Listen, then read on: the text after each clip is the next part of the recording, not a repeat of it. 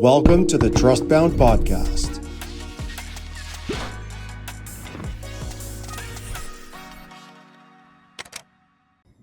Welcome back, everybody, to another very exciting episode of the Trustbound Podcast. Today, it's episode 7 now. Episode 7, and today, thanks, Austin, for being here with me, with us, and I guess honoring everybody listening. Austin Walker. Man, I guess tell us a little bit about you. And I kind of have a loaded question because I didn't know before we met. I didn't know we had so many people in common, and I guess that's the concept of this trust of this podcast, not just the Trustbound Podcast, but the Trustbound Motion. And it's like it's all about your network, and you don't know who your network knows, and you don't know who's going to be like the next person in your network. And how the saying goes, we're like 5-6 connections away from meeting anybody on earth. And I think that is absolutely nuts. And I can't remember even who introduced us. I don't know if it was Rick Roberge, Elliot Bull. I don't know. So I guess tell us a little bit more about you, and I guess how we got connected, because that's a very exciting story. Yeah, thanks, Mauricio. A pleasure being on the podcast here, and totally behind this movement, especially because firsthand experience in what we're calling Trustbound, or even just in my own personal thing, like the waterfall effect, where one thing leads to another, and actually, reflecting on the relationships and the conversations and the, however many tens, hundreds of hours that you're talking to people in order to end up exactly where we are. This stuff has always fascinated me. And so, reflecting back, like, how did I meet Mauricio? And then, basically you're reverse engineering the entire thing to get back to that single thing that happened. Like, did I fall? Was I skateboarding somewhere and then I tripped and fell somewhere and then someone helped me up and then we became friends, and eventually, like, there are bizarre twists and turns that even today, when something is in disarray, something happened that you didn't expect, it's easier to take it in stride and go, you know what? There's either a conversation or a turn of events or a thing that makes you focus on this next piece that you didn't see before, that you can turn into an opportunity as long as you're listening and you're looking. So yeah, I'm really appreciative to be here. And, without the conversations that I had 10 years ago, 15 years ago, I wouldn't be here right now. Absolutely. And it as you were talking, it's nuts. Like, you don't know what life is going to put in front of you, and it could be conversations, it could be being in the right place at the right time. I even met my wife through a person in common, somebody that I used to work with her, with Mali, and both sides of the family are long time neighbors. Like, they've been neighbors house to house for forever, in Paraguay, where they're from, not just Mali, but my wife. And then Mali was like, yeah, you should come visit to Boston. And she did. And then it was the World Cup coming up. And then I'm Colombian. My wife's is Paraguayan, but dad's side of the family is from Japan. Mom's side is from Austria. And the first game in the World Cup that Colombia played was Colombia-Japan. And Jumi, my wife, was already Jumiko. Everybody calls her Jumi. She was already in Boston. She was visiting Mali, and she was like, "Hey, I love soccer. Where are you going to watch the games?" And she was like, "Yeah, there's a bunch of people from the HubSpot crew. There's a bunch of Latinos. You should join." And then she went to watch the game, and that's where we saw each other for the first time. So It's nuts. And then she lived in all the way in Paraguay. She was just visiting Boston. It's like nuts how conversations and relationships and just like life happens and just gives you amazing opportunities and amazing and beautiful things. I think soccer games are a lot more exciting stories than I swiped right to meet my wife. So I'm glad you have that. You have that with her, and you've said only good things about her. So happy for you on that one. It seems like in the digital world, people expect that that's the way you meet people, and really the authentic relationships come from other authentic relationships, and pursuing the things that you enjoy. Like in this case, it was soccer. Right, right. Yeah. So you've had the pleasure of knowing the only Roberge that I haven't met yet, Matt. I've had the pleasure of meeting Rick, of course, and Rick actually is part of this podcast for people that are just tuning in.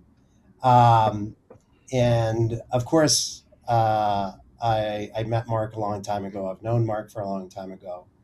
Uh, Limited partner in Stage Two Capital for a long time ago. Mark's fund, and again, and I'll repeat this, and I said it in Rick's podcast. This, if you're in tech and you don't know who Mark Roberge is, just go on LinkedIn. Or if you don't know who Rick Roberge is, just go on LinkedIn.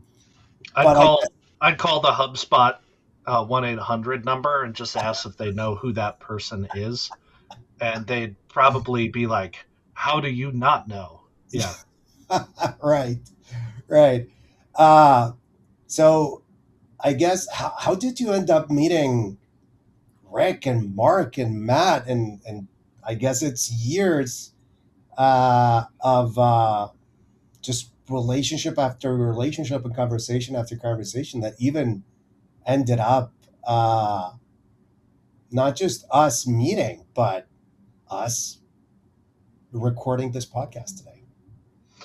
Yeah, and if you don't mind, I can go as far back as like high school and just kind of go through the entire process because like I say reverse engineering it, that was kind of fun for me, and I just went going like, well, how did I meet that person? How did I meet that person? Now, you have to remember 2007 was a long time ago, and so I might have to fill a couple things in the middle, and I might be guessing a little bit, but the majority of the context that I give around that is going to be exactly how I met those people. But maybe like the how I got from one to the other, there might be some fillers that I've accidentally made up there that I think are good. But so I'll start back in high school here. Um, I grew up as a musician, and I really thought that's what I was going to go to school for. I played trombone and piano, and I tried playing a handful of other instruments. I sang, the typical band nerd who also happened to play football. Like growing up in a small town, you get a whole array of experiences that aren't necessarily something you get in the big schools, right? You find your one thing and you keep going. Well, through high school, we had a very successful DECA program. Are you familiar with DECA? Uh, no, Okay. not. Most people are more familiar with BPA, which is the Business Professionals of America. Mhm. And DECA is a very close competitor for the same type of students, but DECA is an association of business and marketing students. Mhm. And like if you're an accountant, you were probably going to go into BPA versus if you wanted to pursue marketing or sales, you would do something like DECA. Mhm. And Belt was at Belt, Montana, which is where I grew up. It was actually statewide a very heavy competitor in the statewide competitions, and we're sending. We had like 80 students in our high school, and 14 to 16 of them would go to nationals. So we're talking a fifth of our high school is being represented in the national international DECA competition, Hmm. and that gave me an introduction to the business world. And before that, I had no intention of going to business. It was actually going to be probably for trombone performance or something like that. Um, and one one very unlucky no for a scholarship for music to the University of Montana. That really changed. Hey, I had this experience and I really enjoyed working on marketing projects in DECA. I'm going to pursue business. And that's how I ended up at the University of Montana doing a marketing and management, 2 bachelor degrees there, and then eventually got my MBA. In the MBA program, I tried to start a DECA program at the university because there wasn't one. And actually, just down the road, Missoula Sentinel was one of our biggest competitors when I was competing with Belt, and they had a very successful DECA program. Hmm. So I wanted to see if maybe the University of Montana and Missoula Sentinel could work together to bring these students in. You would think someone in your backyard would be the students that you would want to go after.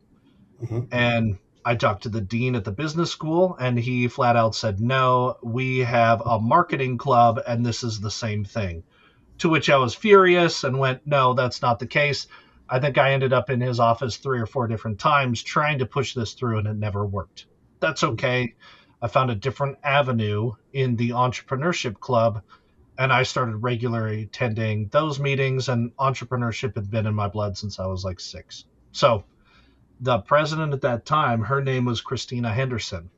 Christina and I still talk regularly, probably at least once a month, once every couple of months, and keep in touch. And she's currently the director of the High Tech Business Alliance Hmm. for the state of Montana. Very big presence here in the tech world. And with tech being an up and coming industry and very large for high paying jobs, um, you know, growth for employees and, learning new job skills, the High Tech Alliance has been helping drive that and bring more of those jobs around, Hmm. and bring all those companies together. Christina was the president of the Entrepreneurship Club then. We started talking more and more, and this is when we started to become friends.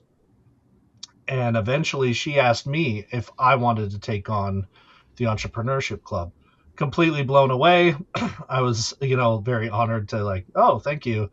Even though this is like a university club, at that time it was a big part of my life. And the people that I got to talk to and the speaker events that we went to, those were all things that I was looking, down the road of, like, it, the jobs that I wanted to pursue after undergraduate and into the MBA program. So Christina eventually moved on, and she was doing bigger and better things with the High Tech Business Alliance. And with the Entrepreneurship Club, I was hosting entrepreneurial seminars where it was like this. The theme was basically like, this is the job that I have, or this is the skill that I have, how I turned it into, a business of its own. And this is where Matt comes in. Hmm. Matt had started SLC bookkeeping in 2007. So that's when I graduated high school. So at the point that I was talking to Matt, he was 4 or 5 years in. He had this really cool story, which was went and worked for a big accounting firm in Boston, hated it, and decided, I'm going to move to Salt Lake City and I'm going to be a ski bum and just go skiing during the day and do books at night. He was very successful at it, to the point that he had clients, knocking from other restaurants, hey, can you take care of our books too? He got a reputation, and it was enough to actually start on his own, and that's how SLC bookkeeping came to be. Um, Matt, I can't remember if Matt approached us or if Christina might have made an introduction. It could have been a conglomeration of all those things. But eventually, Matt and I spoke, and he had basically said, like, he's got this business. He'd love to talk to students about, um, basically taking a passion that you have and turning it into a business, even though Most accountants going through school don't think I could be an accountant and then start my own firm. This is becoming more of a conversation now, but in 2012, it was not, right? It was more, you're going to go into accounting and then you're going to go work for the big four and get your experience and then go somewhere else, right? Mhm. Um, so Matt came and spoke at this class. It was about an hour long. And afterwards, he had, 5 or 6 kids lined up that were not kids, students lined up wanting to ask him more. And it was a very popular seminar. I think we had 20 or 30 people, which at that point, that was pretty big. Um, and eventually, I want to say it was probably a couple months later, we started getting early spring, summer. He asked me if I had ever been fly fishing, and I said no, and he about lost it. Like, you grew up in Montana and you don't know how to fly fish, so hang my head low. No, I don't know how to fly fish.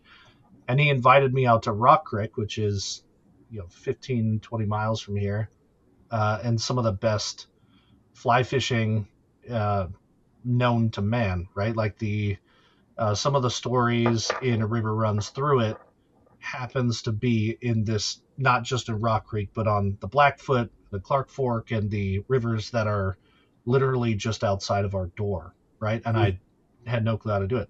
He invited me to do it. I was like, absolutely, I'd love to do that. And he actually helped me learn how to cast. And I caught my first fish on a fly line right in front of him. He jumped up off the ground and was just going ballistic, like, "Oh my god, I didn't think you'd get one." Uh, and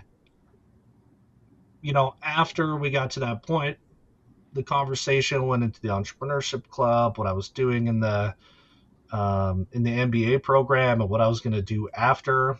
And I really didn't have much. I'm not going to say I wasn't thinking about work. Definitely was, but what did I want to do? It was kind of, I wanted to pursue marketing and digital marketing specifically. HubSpot was kind of surfacing at that point as a big player. Salesforce was dominating. HubSpot was kind of like a little blip on the map.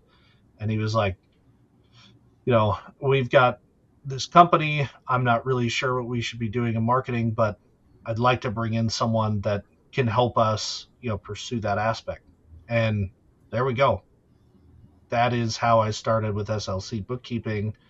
Um, and my first stint with them was a year and a half. I didn't meet any of the other family members other than, people that were working in the company. I moved to Salt Lake City, lived there for a little bit, moved back after about 6 months, 8 months down there. But that's how I met Matt, and we've been in touch, ever since. Um, I actually left SLC bookkeeping after about a year and a half to pursue a new opportunity in Great Falls in economic development. And I absolutely love that organization. I loved working in economic development. And I met a guy named Brett Doney, who was the CEO then, and I think he still is now. He said one of the things that he was looking at when looking at my resume was the amount of LinkedIn connections that I had. And one of the questions he had during the interview was, "How many of those people do you know?" I go, "I don't know every single one of them, but the majority, let's say 95%, I could message and have a conversation with if they, responded, and I could probably call them on the phone." He goes, "Great, because it's over 500, and that's what we're looking for, is someone with that, sort of relationship base. You've got this many connections of people you could reach out to." Um, so I actually started a marketing agency after GFDA, and just kind of pursuing the passions there. That was about a 7 year stint. COVID hit during that time, and in like during lockdown or very close to then, Matt just reached out to me out of the blue, asked what the heck I'm doing, what happened with, what are you doing with the marketing agency through COVID? And I go, it's kind of been a disaster. Um, Companies were falling left and right at that point, and the marketing agency really just kind of came to a halt, right?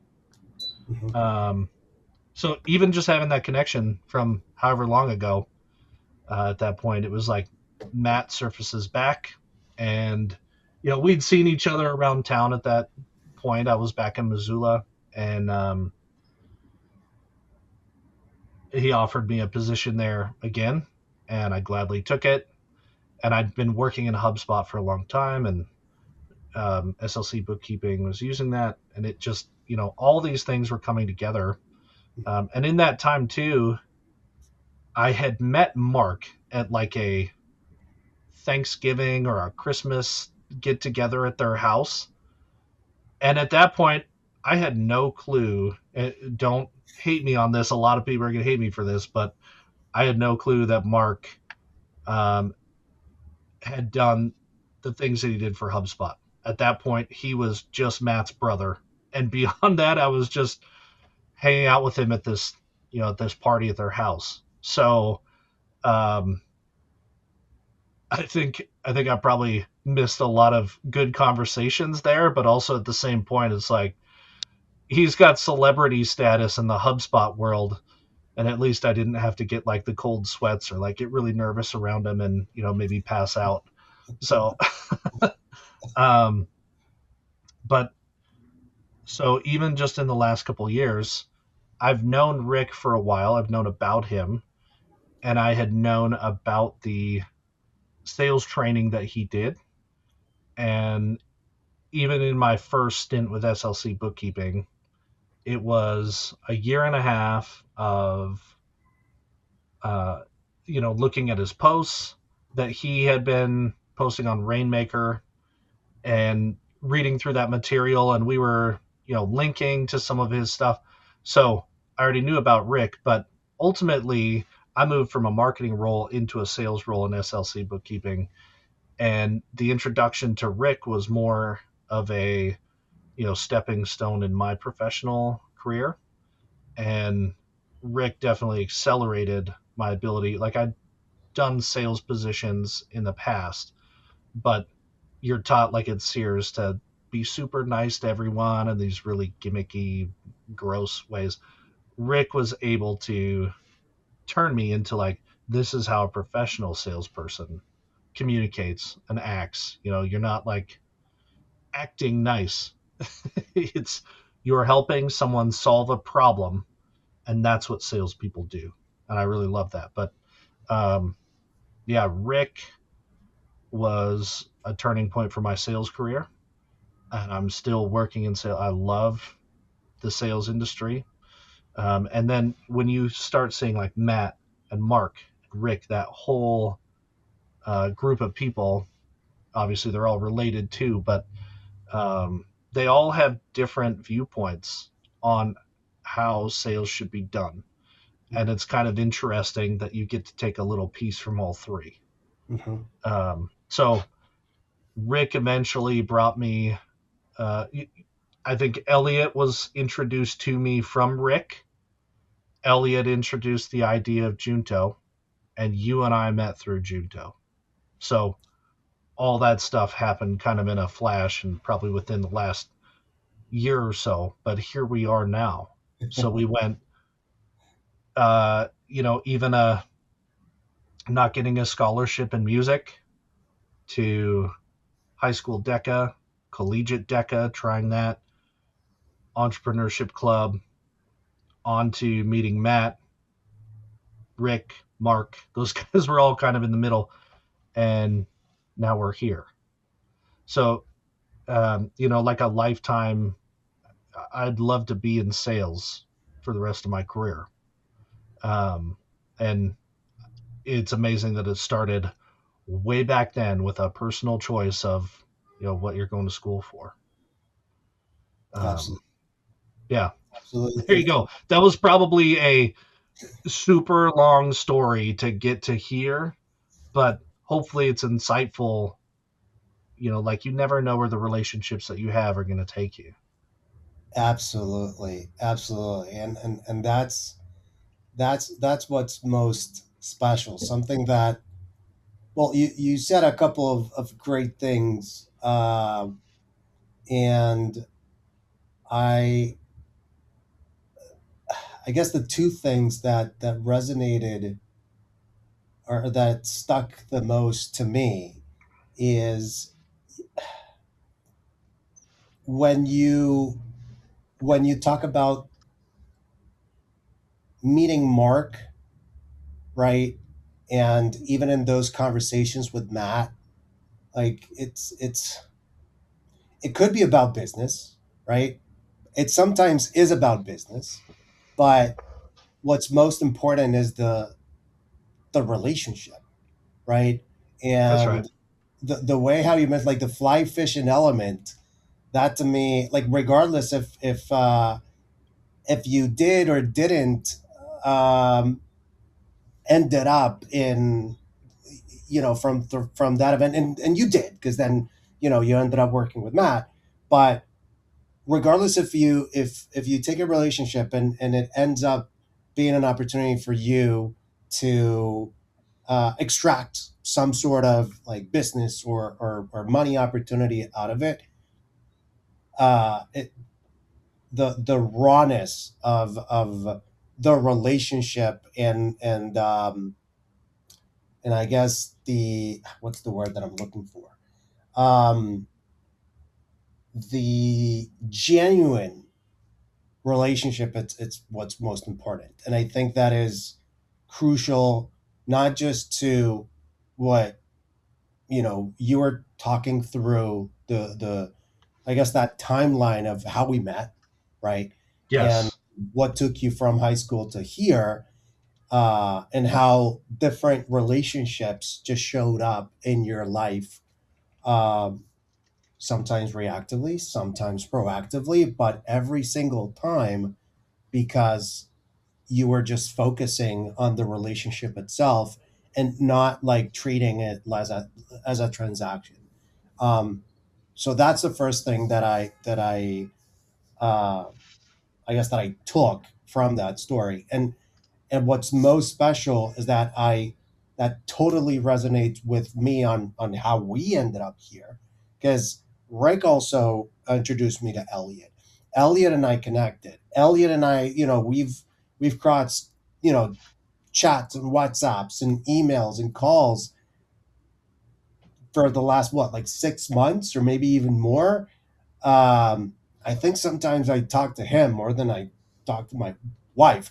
And then Junto came around, and then we met, and then we're now in this podcast, and we're now I'm taking feedback from you on the concept of itogai, and it's this flywheel of value adding and value extracting, not because like I want to drain something, but it's like that give get um, experience with relationship building and value adding that life is all about. So that is very very special, and thanks so much for um, I guess for walking us through so many years of your life in like only 15 minutes.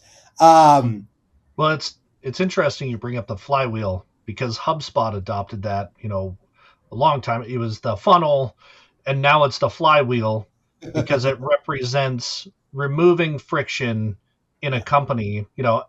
I don't know why I see it and I always think of a skateboard. I don't even like skateboarding. I've never skateboarded. Anytime I try and stand on a skateboard, I'm going to biff it. But I think mentally in my head, I think of a skateboard wheel spinning.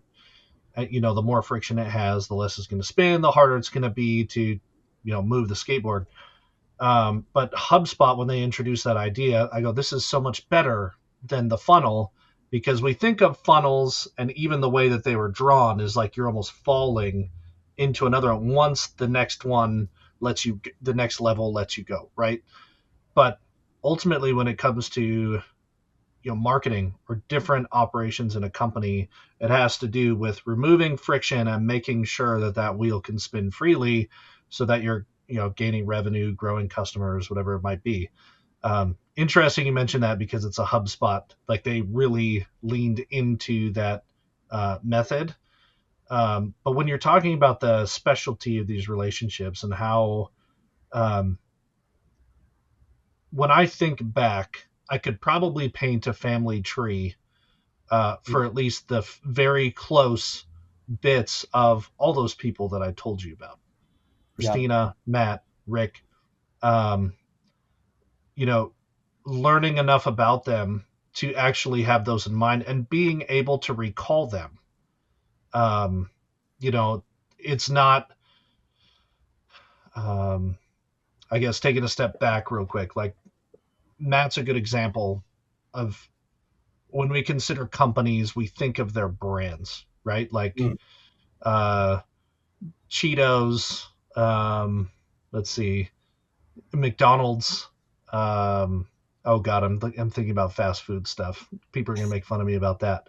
Uh, um, so let's just take that's what you see, the McDonald's arches, or you think about that first when you hear the name McDonald's. You probably start thinking about the other aspects of it. When I think of Matt, I think about outdoor stuff and fly fishing, Fly and I fishing. also Yeah. recently he grew his hair really long, so now I think about his beyond shoulder length hair and the things like that. So like I think he even joked about getting uh what's that, like the hippie hairstyle, The dreadlocks. dreads. Yeah, like getting putting his hair into dreads. So those are things that were really important to the relationship and help build trust, and that, but has nothing to do with business at all, right? Exactly. We can paint pictures as to how fly fishing or golf relates to business, but Matt's brand and the essence that I know of him are his family, his values, the things he likes, the things he doesn't like. Same can be said about Rick or Christina, and other friends that I have that I would, hold near and dear. Um, Learning those aspects about their life, their hobbies, the things that they want to do outside of work. And it just so happens that they have a problem that maybe the, the company I'm working for has a solution, right? Or they have a problem that I can't help them with, but I know someone in my network that can. Mm. And actually, are you familiar with the Jordan Harbinger show? No, I'm not. Okay. Jordan Harbinger was number one in the Apple Podcast thing for, I can't remember what year that was, but I listen to his podcast pretty often. And Jordan Harbinger actually has a 6 minute networking course that I actually take every couple of years just to refresh my memory on it. But they have a saying in he talks about this thing in every podcast that he produces, talks about 6 minute networking and to fill the well before it's empty. And I know there's books, there's authors talking about the same thing, that your ultimate goal in like the relationship side and networking is to provide value to the relationships that you have and to give more than you extract, right? So going to someone, even on the sales side, going to a prospect expecting the sale is completely wrong. You Hmm. should be going to talk to someone about a problem they have. And if there's any chance that you can solve it, great. But talk about those things and how it impacts their life, because there's a chance that you're not the right solution anyway. And you shouldn't even talk about it until you know you are, right? But building the relationship first to make sure that there's a chance that you can actually solve what's happening. But um, I think when it comes to sales, the warm introductions, the leads that you might take on, um, building the network up front is more valuable to everyone involved versus just calling them and saying, "Hi, I'm so and so from this company. We want you to buy our stuff." Like Mm. that's inferred. You don't have to say it. But I think. I think the like with itogai, the um, the warm introduction was something that maybe LinkedIn tried, and they're just not great at it because they tried to monetize the wrong way. I'm not in LinkedIn, uh, like in their company. I don't know the reasons why, but it's not necessarily warm. It's still cold, right? Right. I think the software that you're building is embracing the warm side first and going back to filling the well before it's empty, right? Creating more social currency than you're extracting is the way that your relationships may become wealthy. But going into the relationship thinking I'm going to extract something from it or having an expectation that this person should give back to you, I don't think any of that should be happening. Yeah, and I'm gonna make it. It all goes back to, again, the how the rawness of the relationship. The relationships are just genuine, right? If you use a relationship to like monetize or take advantage of that, you're gonna bomb that relationship sooner or later. I mean, I'm gonna speak for him here, and I don't know him, so I might just be assuming a Paul Orastav here, but I don't think that when Matt invited you to fly fish, he was thinking anything besides having a good time, teaching you how to fly fish, and business never was part of the conversation. It ended up becoming, and then you guys worked together, and then you ended up meeting the rest of the Roberges, and years later we ended up, in Junto together, and then here, right? But and I think that, and back to what you said a couple of minutes ago of that role that you got offered based on the LinkedIn connections that you had, and that you actually had a good relationship with many of them. I think that's also the issue. I mean, when I look at my LinkedIn connections, or even how business is sort of performed today, I feel that like we're just collecting connections, or people are just collecting connections and volume and likes, um, and sort of like forget about the importance of the relationship, or try to monetize that relationship, and like don't put the importance and the weight to adding value and building trust on the relationship itself. So I guess, uh, to close, um, you know, how do you think about how that real nurturing of relationships is what actually creates business versus just collecting those connections? You know, with the development and the fast advancement of I know Mm, everyone's saying AI, right? But mm, it's widespread. mhm, Adoption is happening quickly. And anything that has some sort of operation, 1, 2, 3, 4, 5, this is how we get this process done. Most of those things can be um, replaced by artificial intelligence.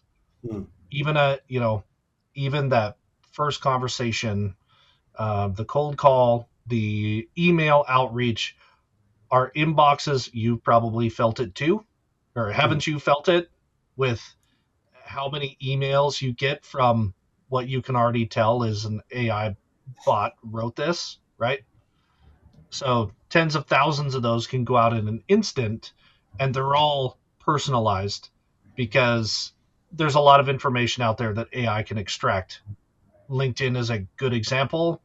You have some personal things on there, you have your connections. Hey, I saw that so and so. They happen to be working with us. That's something that LinkedIn could probably create.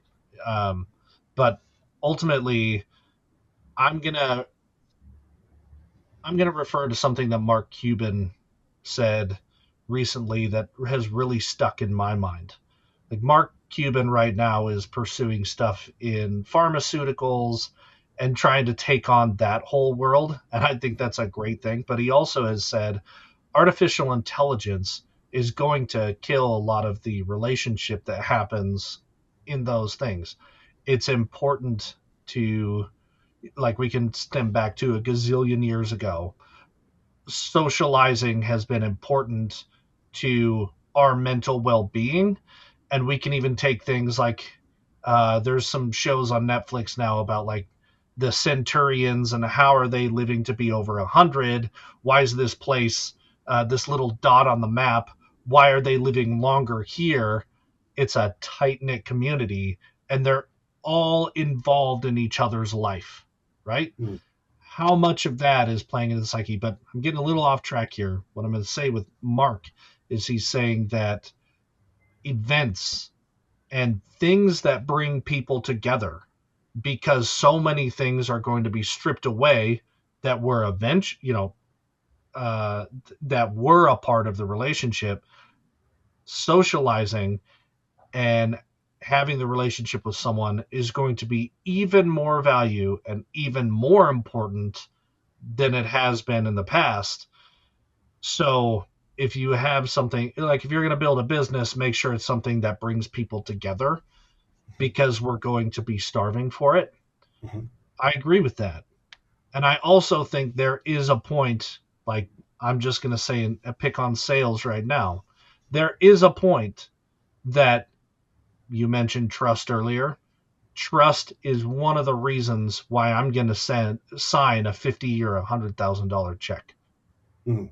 If I don't honestly believe that this solution is something I can trust, doesn't matter how many angles the AI conversation has told me, unless there's some trust there, or the gut feeling or the logic all comes together, all those things have to work in order to get that check signed.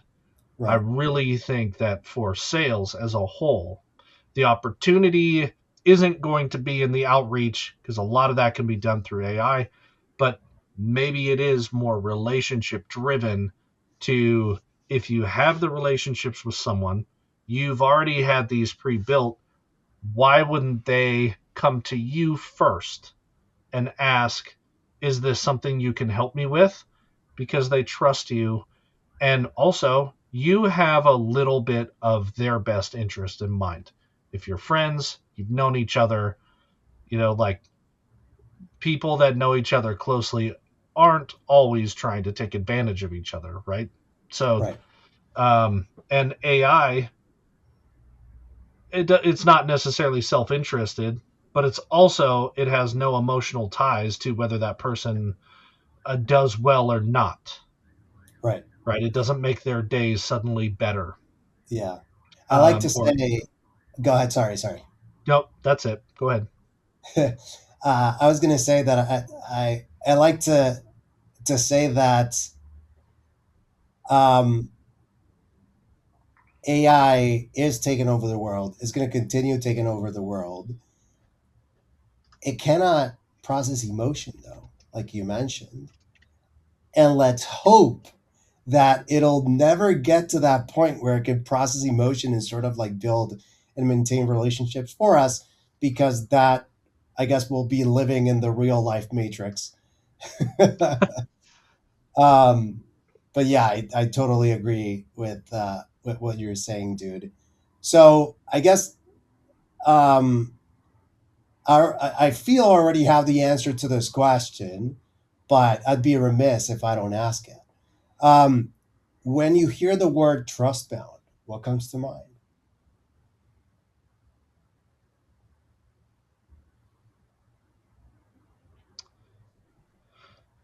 I guess when I'm hearing that word, so it's hard because I'm trying to separate from what you've built to what I would actually think of that word. But Mhm.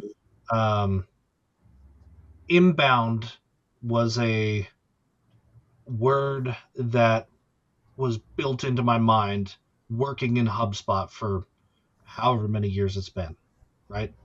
I'm very familiar with that software. And that methodology was really popularized. Maybe it was popular in the marketplace before HubSpot, but I wasn't a part of it. I was still going to school, and like having beers on the weekend was more important than what was going on in the real world. So, but inbound, and now you're talking trust bound. We've got outbound, inbound, and now you're talking about um, the relationship is built on trust versus we created material to capture a lead, which is inbound, or we made some assumptions to what a company would need and reached out to them because they're probably thinking about something, outbound, right? Trust bound, now it's I have my ear to the floor for the relationships I've already built.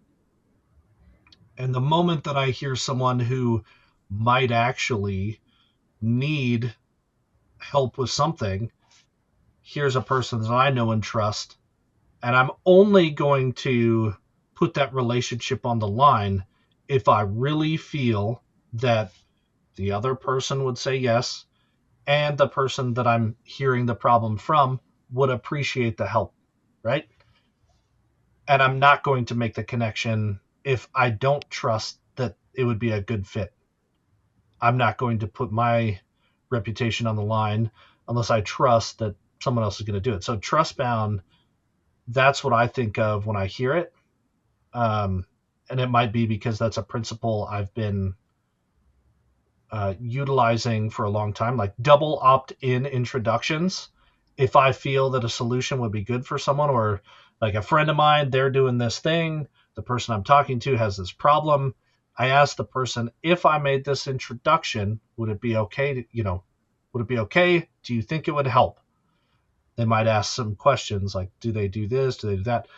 Chances are I don't know the answer because I don't have this solution, right? I'm not working in that. But those are good questions to bring them together on. But then go back to that other person, or the service offerer, whatever, the business, Hmm. and hey, would this is the problem they have? Can I make the introduction? Would it be? Is this something you think you could help with? If either of them say no, I'm not going to make the introduction. Hmm.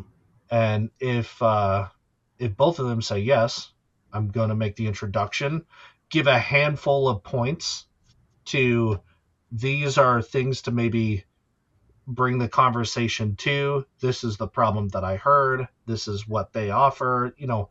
That way they have some context in the conversation rather than showing up and trying to guess whose favorite football team they should be talking about. Because, like, you know, even having some of those personal cues in there too. Like for me, if you introduce me to someone and you were like, he's a Packers fan, there's a really good chance that one of two things happen. They either like the Packers or they don't. And either one is a way for us to talk. Like it's a Bears fan. Oh God, the Packers. I hate them so much. That's something to build a relationship on to start with, even though it's a warm introduction. It's something that I can actually talk to them about and laugh about before we try and never have any business. So you're already building that trust in there. But that was probably a big answer to your question there. But ultimately, like 6 minute networking with Jordan Harbinger was one of the first times I'd ever heard about the double opt in introduction and offering to do that. And since then, I've adopted that principle and I use it in any of the introductions that I make. And if someone is like, oh, I don't know if I want to give up my phone number or I don't want you to, give out my personal, okay, I won't make the introduction. It's not valuable to you. Hmm. Um, to close, I absolutely love that sports example. Um, I have a group of friends. One is a hardcore Red Sox fan. The other one is a hardcore Yankees fan. So if I go to Alejandro and I go, "Hey, I love the Yankees," he's gonna be all over it. If I go to Jeff and say, "Hey, I love the Yankees," he's gonna tell me to go pound sand. But if I put them two together, they'll just like fight Not physically, it's just like shouting match of who's better, Red Sox and Yankees. It's it's funny, and like we all are great friends. So the sports example, I absolutely love it.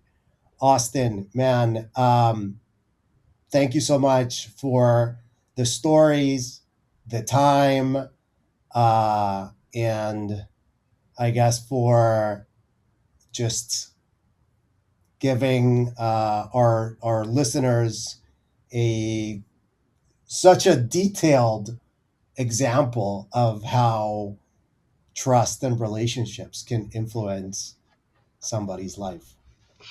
Well, Any else that hopefully, you? by a long example, you don't mean he talked too much and he should No, maybe talk less. no, No, no, no, no. This is great. absolute gold. Thank you so much. Anything else that you want to add um, before we close shop? I wish you the best in this software, man. Like other softwares I've used in the past, there's even, I think it's called like Networking Fox or Connection Fox, Hmm. had a feed of who you should reach out to on different days. And I utilized that for some of the relationships the professional relationships that I had. Also, like the last time I was in your software, it was, you were kind of alluding to the same thing. So I think you're bringing together a lot of really good things that could be valuable to a handful of different, like a lot of different people in many different ways, as far as harnessing those relationships and building valuable ones that, who knows if they necessarily lead to a business opportunity, but there's nothing wrong with having more friends and people that you talk to. So Hey, I it might absolutely. even mean that you get to be 100 years old. There you go. Yeah, So, all right. absolutely. Thank you, Austin, Mauricio, for bringing me on. thank you so much for being here. If this resonated, pay attention to where trust has already been doing the work for you. That's where momentum starts. Learn more at itogai.com. See you next time. I'm Mauricio Suárez, and this is the Trustbound Podcast.